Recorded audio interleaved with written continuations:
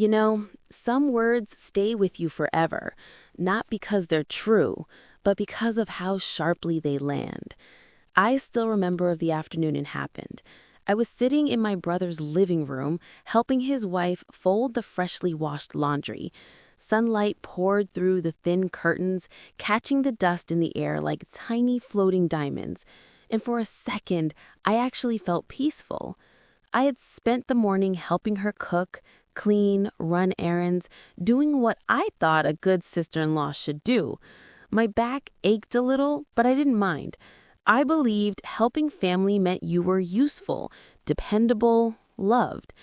And then, out of nowhere, she laughed and said, "You're so useless. You can't do anything properly." The words dropped into the room like glass shattering on tile. My hands froze over a towel. For a heartbeat, I thought she was joking, but then I heard my brother chuckle under his breath, and even his friend who was visiting let out an awkward laugh. No one looked at me. No one said, "That's not fair." They just kept folding, talking, moving, as if nothing happened. I smiled. It wasn't real, of course, but I'd learned long ago that sometimes smiling is easier than crying in front of people who wouldn't understand the tears anyway. Inside, though, something cracked. Maybe it was my pride, or maybe it was a small piece of hope that my own family saw me as someone worth defending. That night, when the house went quiet, I sat on the edge of the bed in the tiny guest room they let me stay in. I could still hear her voice. Useless. It echoed in the corners of my mind. I tried reading a book to distract myself, but every page blurred. I tried praying, but even that felt heavy. So I cried, quietly, because you can't exactly knock on someone's door at midnight and say, "Hey, your wife hurt my feelings." You might be wondering, why was I even there? Well, that's part of the story too.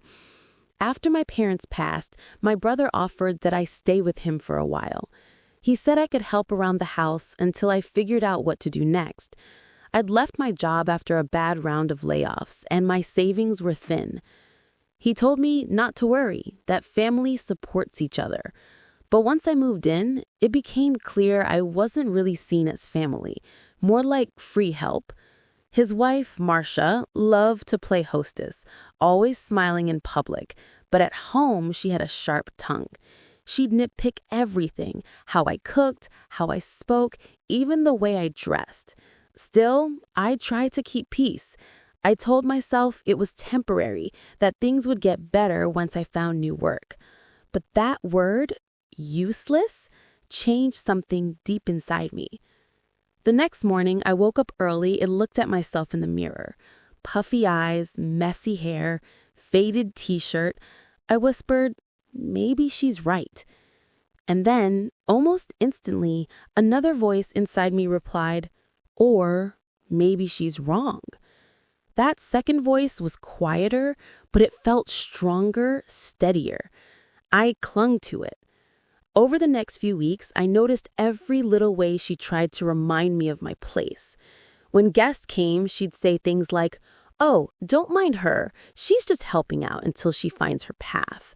When my brother bought something nice, she'd glance at me and say, "Maybe one day you'll be able to afford things like this." Always with a smile, of course. Sweet poison dipped in honey. I became her silent target, the invisible punchline to her jokes. Have you ever lived somewhere that didn't feel like home, even though your name was on the mailbox? That's how it felt. I was surrounded by people, yet lonely beyond words. Still, I didn't fight back. I cooked, cleaned, and saved a little bit of money I earned from tutoring neighborhood kids in English. I started using that money to pay for an online course in bookkeeping, something practical, something that could actually lead somewhere.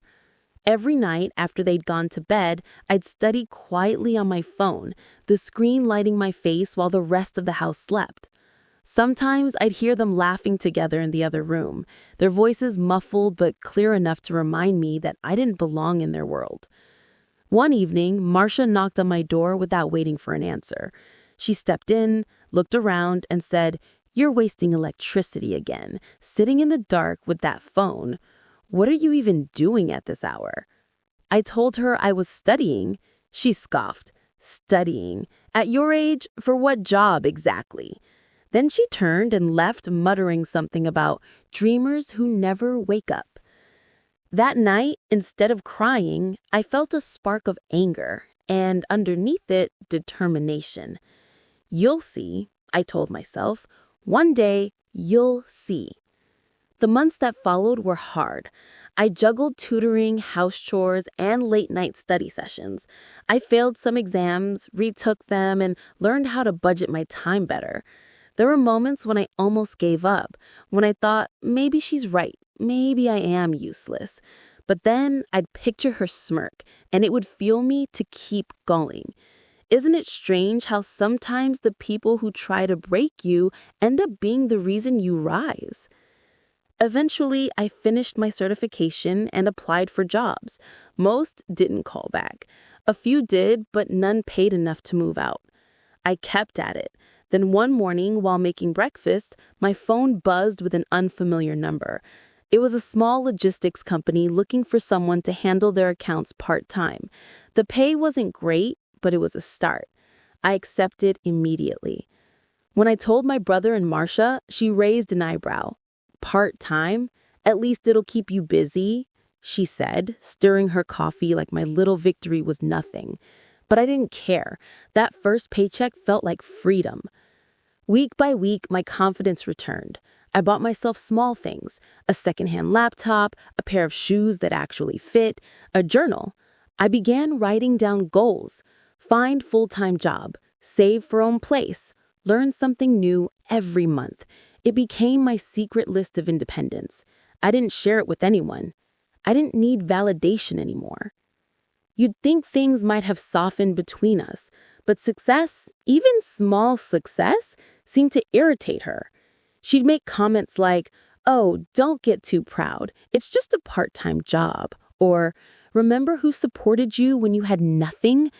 But deep down, I knew she didn't support me. She tolerated me. There's a difference. One evening, I overheard her talking to my brother in the kitchen. "She's getting too comfortable here.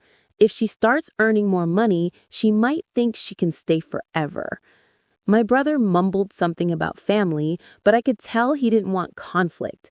That night, I decided to leave as soon as I had enough saved. It took nearly a year. A long, grinding year of small sacrifices, no vacations, no new clothes, just quiet persistence. Finally, I had enough for a security deposit on a modest apartment. When I told them I was moving out, my brother looked surprised, and Marcia tried to hide her relief. She said, "Well, I hope you can manage everything on your own. Life's harder than you think." I smiled and replied, "I know, but I think I'll be okay." Packing my few belongings, I felt both scared and free. I didn't have much, just my clothes, my laptop, and a mind full of plans, but that was more than enough. The first night in my new apartment was silent, except for the hum of the refrigerator. I sat on the floor, eating noodles from a paper bowl, and I cried, not from sadness, but from release. No one was calling me useless anymore. No one was watching my every move. I was alone, yes, but I was finally in control of my life. From there, things started to grow. My part-time job became full-time. I learned how to manage multiple clients, started freelancing on weekends, and eventually launched a small bookkeeping service from home. It wasn't glamorous, but it paid bills and built my confidence. I started meeting new people, some kind, some not, but all part of the process of building a life from scratch. Every now and then, Marcia would call or message through my brother. "When are you coming by?" she'd ask. like she hadn't spent years belittling me. I went occasionally, always polite, always composed. She'd scan my clothes, my purse, the car I'd managed to buy secondhand, and I could see the flicker of surprise in her eyes, but she never admitted it. People like her rarely do. Still, I waited. Not for an apology, but for the moment life would show her what I already knew, that worth isn't given by others, it's built quietly, day by day, in the dark. And that moment would come sooner than either of us expected. Months turned to years, and life began to take on a steady rhythm. I woke up early, brewed my coffee the way I liked it, and opened my laptop to the hum of possibility. I wasn't rich, but I was stable. Bills were paid, my fridge was full, and the peace in my apartment felt earned. Every once in a while, I'd think of my brother's house, and that day in the living room, the laughter, the sting of being called useless, and the memory would still pinch a little, but mostly it reminded me how far I'd come. Then, one rainy evening, I got a message from my brother. "Hey, can we talk? It's important." The words made me uneasy. We hadn't spoken much beyond polite family updates. I called him back, and he sounded tired, older somehow. He told me he'd lost his job a few months ago. The company had downsized. He was struggling to keep up with mortgage payments. I listened, feeling a strange mix of sympathy and déjà vu.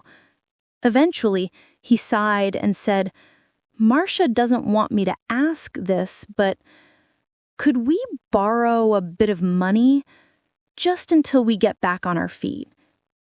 There it was, the moment I'd imagined more times than I cared to admit. I paused before answering, partly to catch my breath and partly to steady my thoughts. The image of her laughing, calling me useless, flickered in my mind. But then another image replaced it. The woman I had become. The one who'd promised herself she wouldn't let bitterness shape her. I said gently, "Of course. Tell me what you need." He sounded almost relieved to tears. "Thank you, sis. I'll pay you back, I promise." After we hung up, I sat for a long time, staring at the quiet glow of my living room lamp. Part of me wanted to feel triumphant. Part of me wanted to text Marcia just to say, "Looks like the useless one's the only one standing now." But I didn't, because true victory isn't loud, it's peaceful. Still, curiosity tugged at me. I wanted to see for myself. So that weekend, I drove over to their house for the first time in almost a year. The place that once looked polished and proud now felt worn. The garden was overgrown, the curtains faded. Marcia opened the door, surprise flashing across her face before she managed a forced smile. "Oh, look who decided to visit," she said. Her tone was light, but her eyes darted nervously toward the living room where unpaid bills lay scattered on the coffee table. "I brought some groceries," I said, lifting a couple of bags. She blinked, unsure how to respond. "You didn't have to," I interrupted softly. Inside, my brother looked exhausted, his hair graying faster than I remembered. They both thanked me, trying to mask embarrassment with small talk. I stayed a while, chatting about harmless things, the weather, the neighborhood, old family memories, but underneath, the tension was thick. When I left, Marcia followed me to the door. For a moment, she hesitated, then whispered, "Thank you for helping." Her voice was small, stripped of the arrogance I used to hear. I nodded. "Family helps each other, remember?"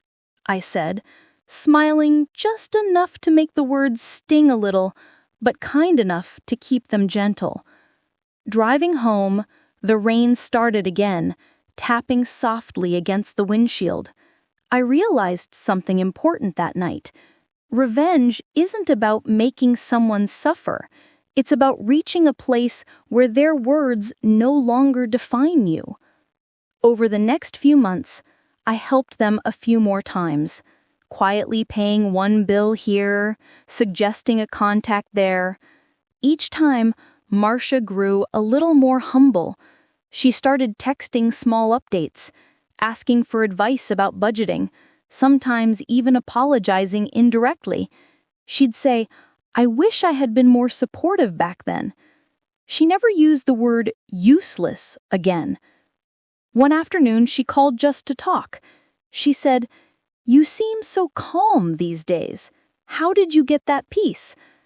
I told her the truth. By stopping the fight with everyone else and starting the work on myself. There was silence on the line, then a sigh. "I should have done that too," she said quietly. "You know, I didn't expect her to change overnight, but I could hear it. The fatigue, the regret.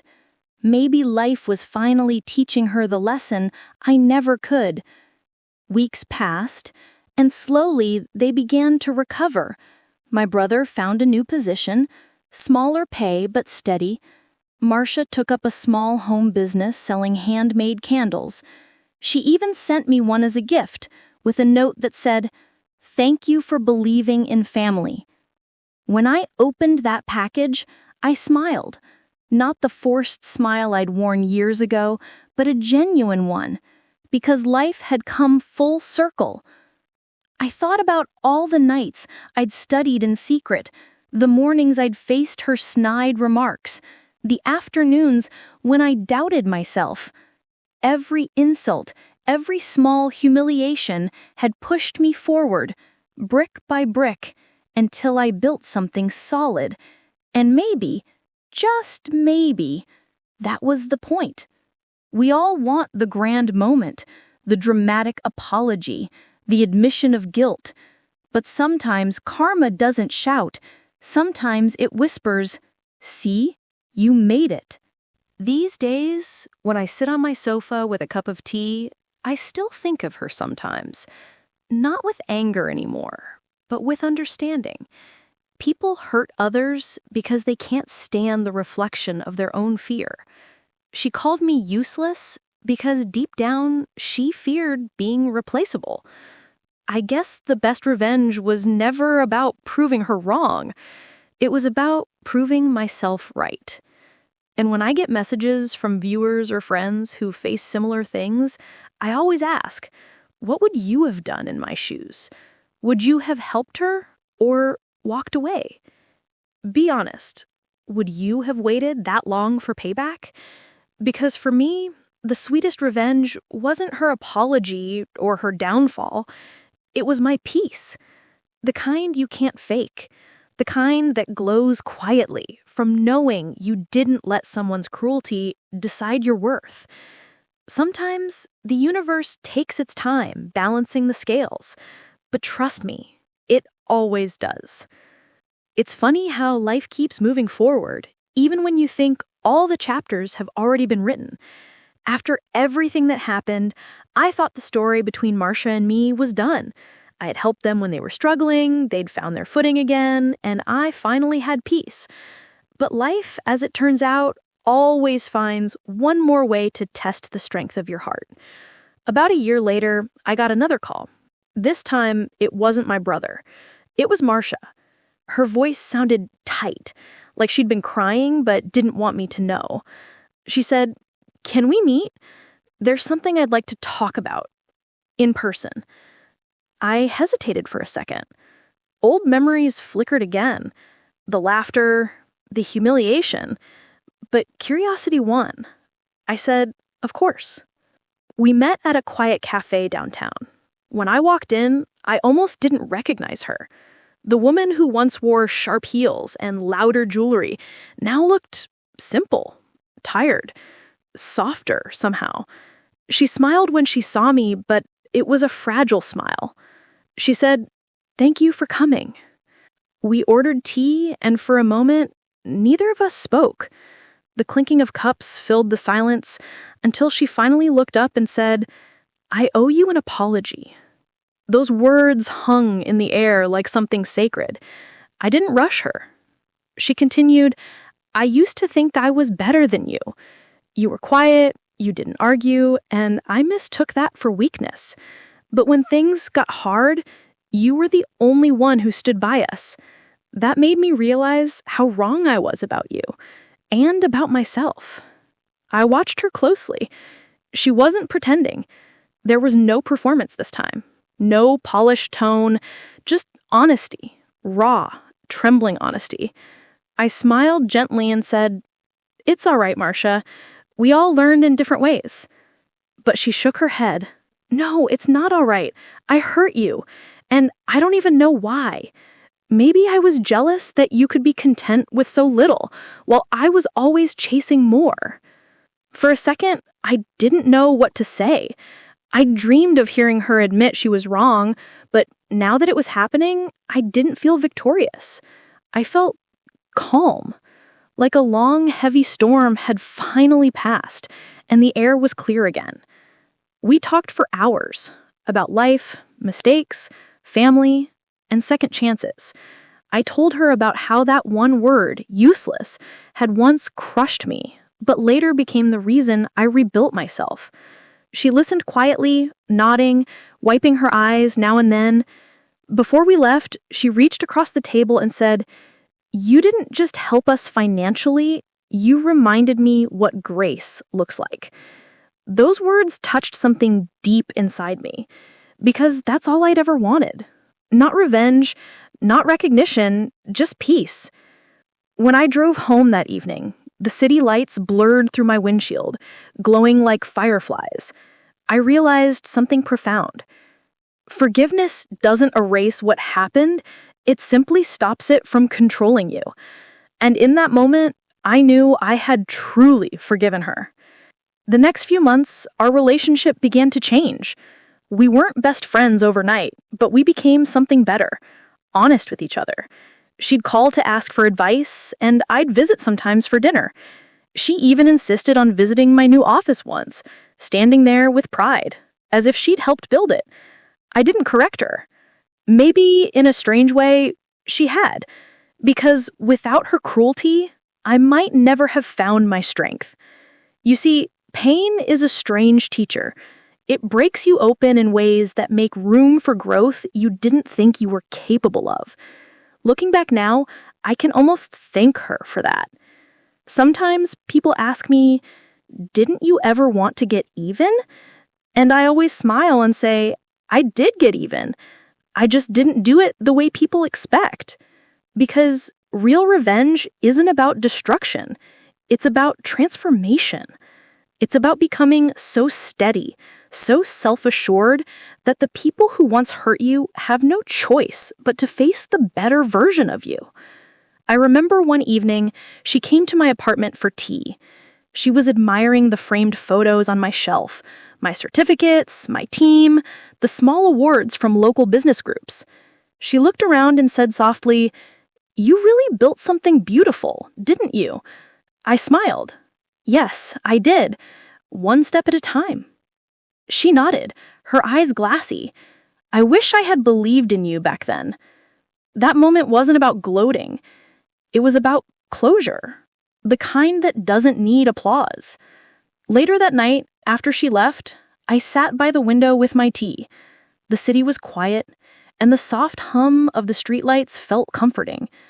I thought about everything I'd survived, losing my parents, being belittled, starting from nothing. And yet there I was, whole, peaceful, unbothered. I realized then that the universe doesn't forget.